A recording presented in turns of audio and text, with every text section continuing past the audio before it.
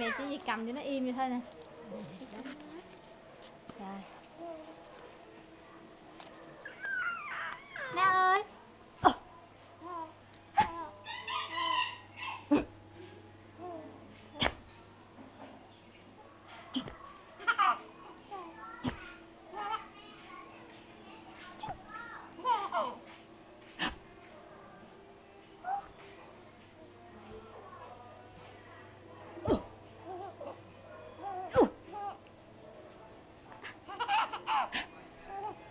Kéo cái quần lên chút nữa phải không?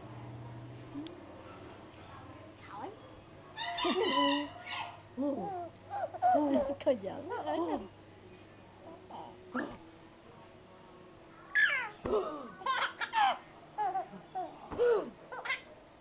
Giỡn ói giờ đó.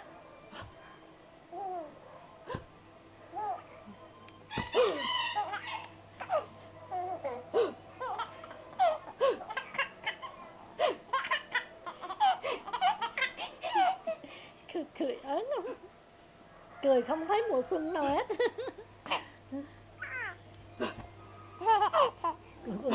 Cho nhìn thấy cái mặt cười con Thảo này đó, coi cái nhìn cái mặt cười. Ôi trời ơi, coi cái mặt cười này. Cười đưa cả lợn cả nêu ra coi nè.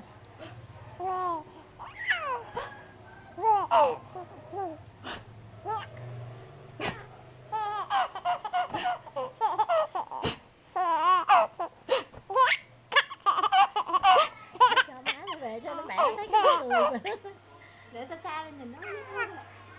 Nè mẹ quay đứng nha. Rồi đứng lên. Bà quay cho thấy cả. Bà quay cho thấy cả cái mặt nó không cho nó cười cái miệng luôn.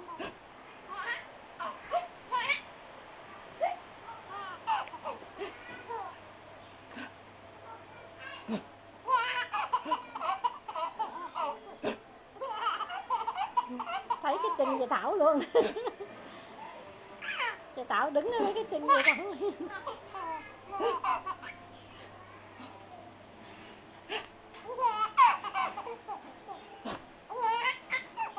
Ăn thì dễ ghét lắm mà chơi thì khoái lắm. Hình như cái đáy quần nó bị xéo hả Thảo?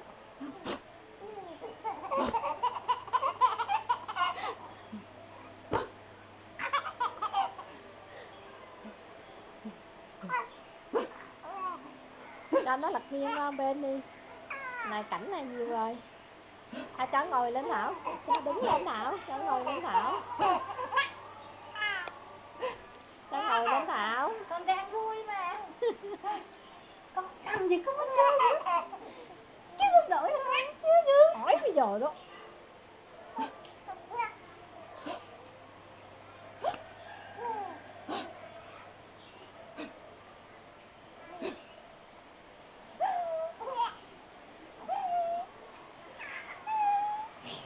Mệt á.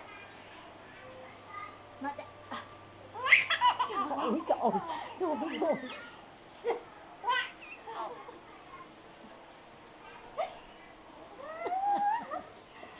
Giỡn la la. Mệt rồi. Cho ngay lật nghiêng đi. Đây. Ôi dồi ôi. Ôi dồi ôi. Lăn cười. Ôi ôi lăn cười.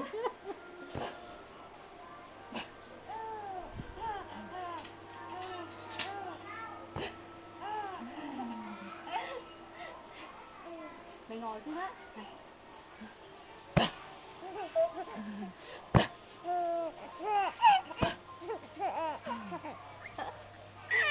Tụi đít là cái chú.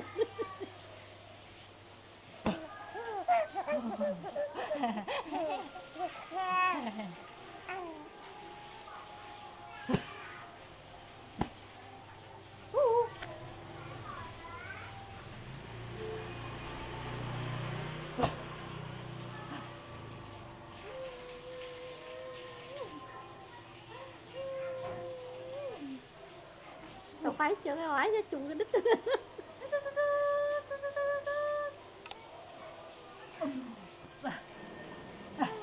Cười đó.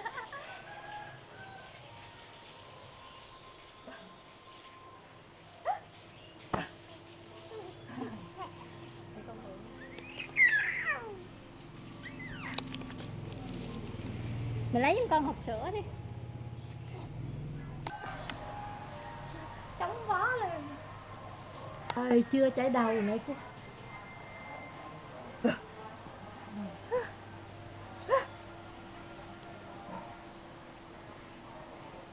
Nào ơi.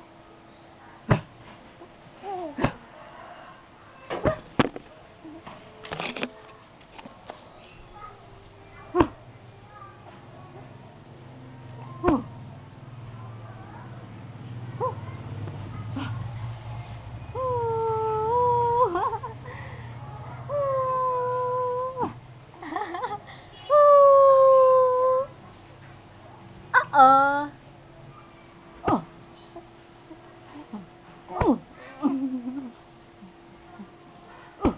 Hết cười nổi rồi à. Cười hết nổi rồi à.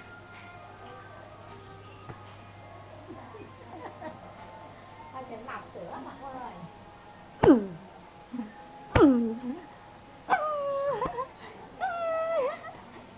Cái đầu tiếng cái đầu bay đầu.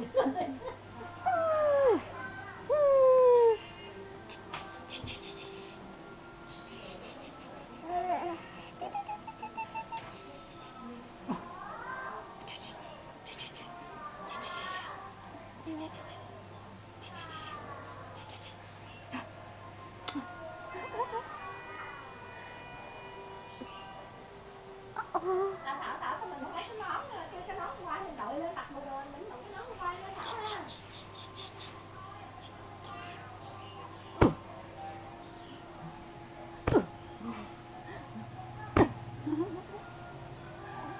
Được chưa?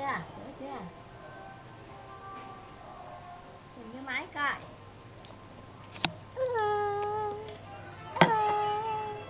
Chú gọi con ở bản đôn, giữa các nhà nên còn trẻ con. Đây, ai chú coi con đây. Thôi. Mẹ đứng yên một bên. Yên một bên chụp em thôi. Thôi, chụp bà ngoại luôn đi.